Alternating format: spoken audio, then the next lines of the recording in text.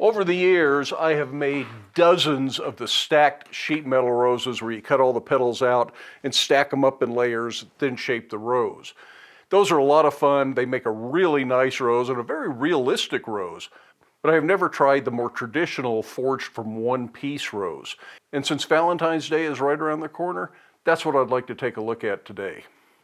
For our rose project, I'm starting with a piece of 1.5" diameter mild steel. It's about 4.5 inches long. That makes it about 38 millimeters diameter by about 110 millimeters long. This isn't something I've done much of. This is just my starting point with the materials that I already had on hand. First thing I want to do is draw out the stem. That's a whole lot easier to do under the power hammer, but you can do it by hand if you want to.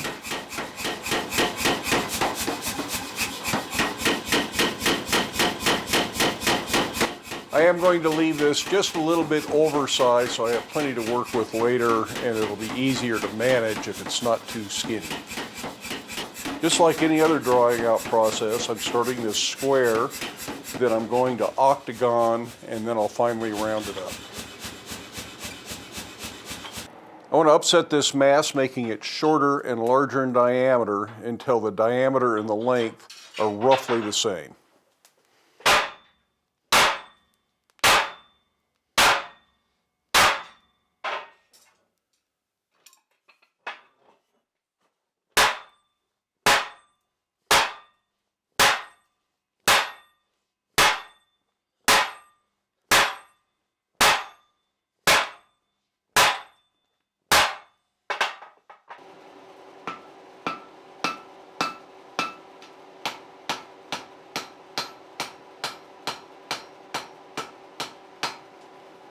Take the time to straighten it out as you need to.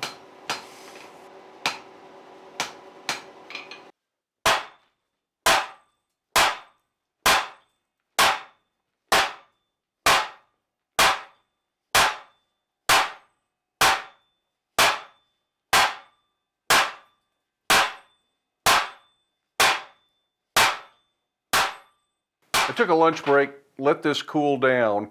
The next thing I need to do is cut around it this way, but I don't want to cut all the way through it. I need 2 slabs in the long run, and I'm going to upset this more, spread that out into a couple of big discs before we're done. In one of my previous test pieces, I just did this with a chisel, and my chisel wandered a little bit. You kind of get that corkscrew effect because you're not going straight, and then you got to correct. And you end up with a fat spot on the top on one side and a fat spot on the bottom of the other side. That results in sort of 2 inclined planes that when you're spreading those discs out, they want to slide past each other. And eventually that might shear that apart. I'm not sure. This is still holding together, and I might be able to save it, but it isn't ideal. So for this one, I'm going to lay it out cold, and I'm going to start with an angle grinder and get that line well established before I go to a chisel. As we cut, I don't think we want to cut any further through than the diameter of the stem, maybe even a little short of that. If I have to, I can come back later and cut in some more.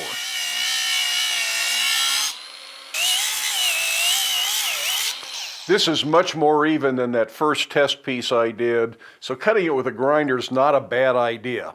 Although if you have a striker in the shop that can help you eyeball and make sure your chisel line's going straight, because it's kind of hard to see sometimes when you're right above the chisel, that might help. And this certainly is a job that's more easily done with a striker, so that's not bad if you can get one. And I did have a volunteer, but I didn't know when I was going to get to it, so I didn't take her up on the offer. The next thing to do, though, is to spread this out till it is about this big in diameter.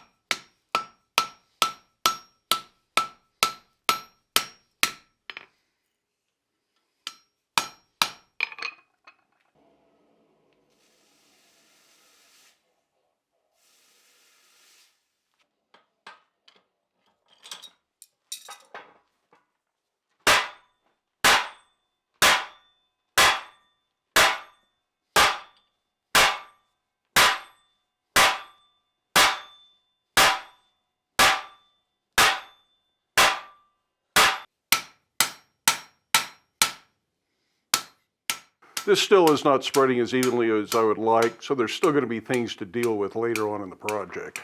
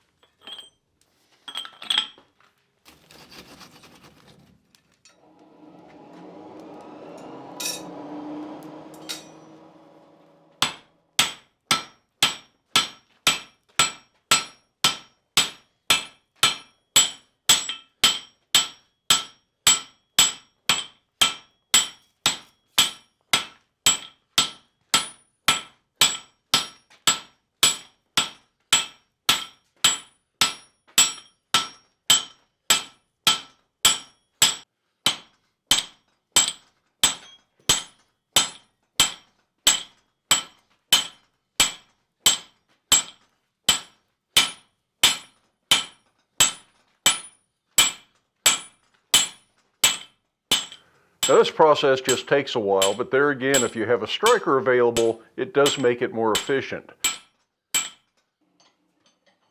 I can do a little bit of this under the power hammer, but it's really pretty limited because the stem is in the way.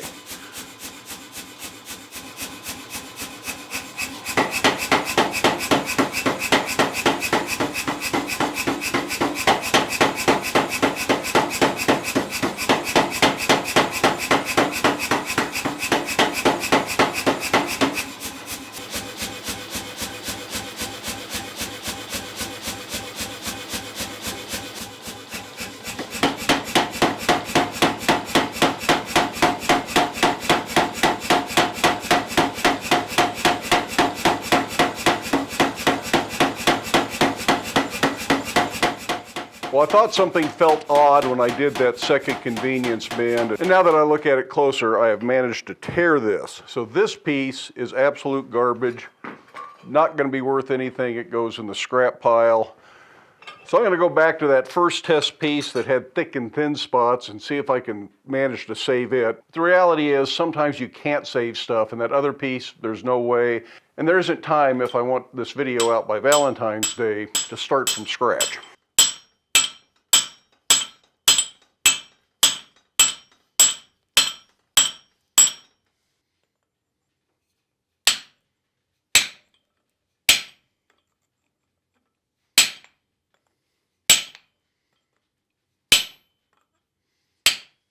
I'm segmenting this into 5 petals, and before I cut all the way through, I'm going to open it up just enough to get a piece of scrap in there so I don't gouge up the set of petals underneath.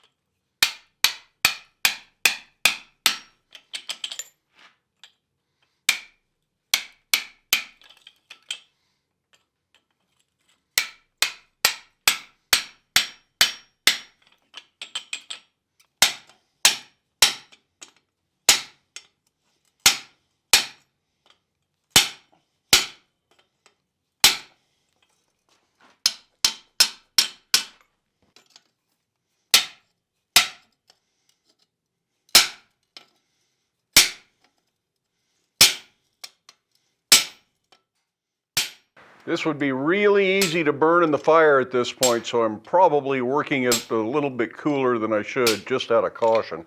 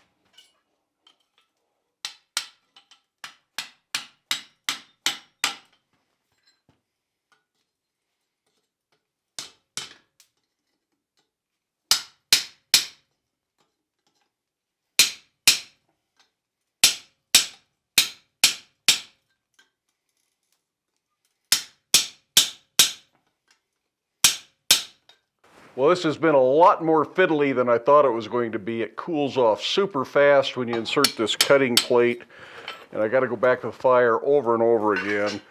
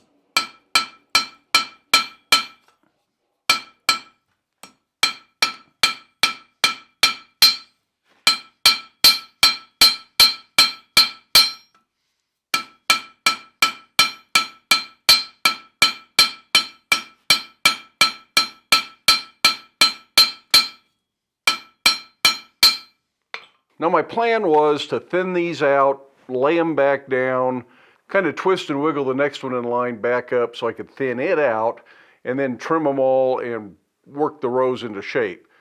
Unfortunately, I can see that I'm going to end up stressing this, trying to do that to the point that I'm sure it's going to break off. I don't see any reason to take that risk.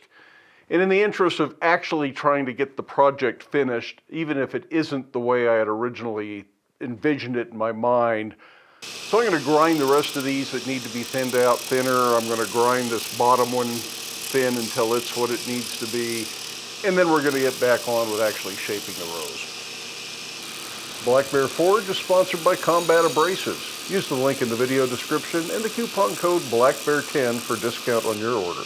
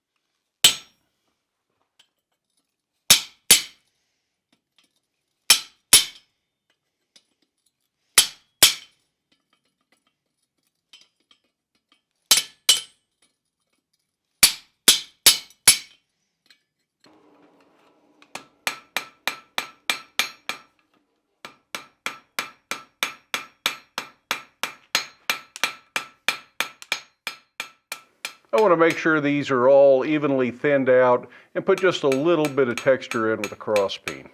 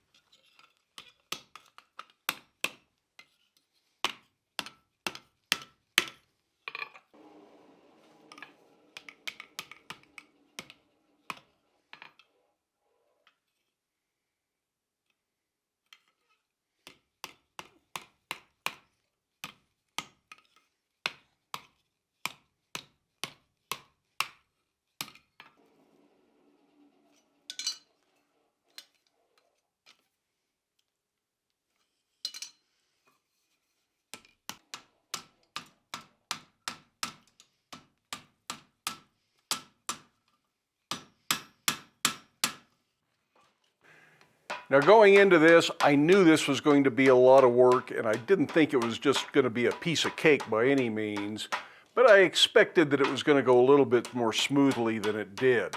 So I consider this a successful test, not necessarily a successful project. I learned a whole lot from this. I hope you learned something from it, but I don't think I would use this in a finished piece if I was going to do that. It'll probably hang on the wall here in the shop, and hopefully I'll get a chance to try this again and see if I can make some improvements and see what I may have learned from this. For one thing, I think that cut around the upset piece at the very beginning when you make kind of an iron yo-yo out of it, I think that could have been deeper and the petals would have been easier to bend up. Figuring out how to keep the whole thing even so it's all the same thickness would have helped, and maybe forging the petals out a little bit thinner so they were easier to shape.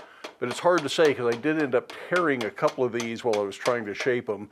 Now if I were to finish this rose, I would draw the stem out, I would cut in for the sepal on the bottom of the rose, and I would forge weld some leaves onto it. I may still do that as another video just to go ahead and continue this on, but right now I just want to think about it a little bit, so if I do that, that'll be 2 or 3 weeks from now, something like that. Anyways, I hope you learned something. I hope you have time in your day to get out to your shop.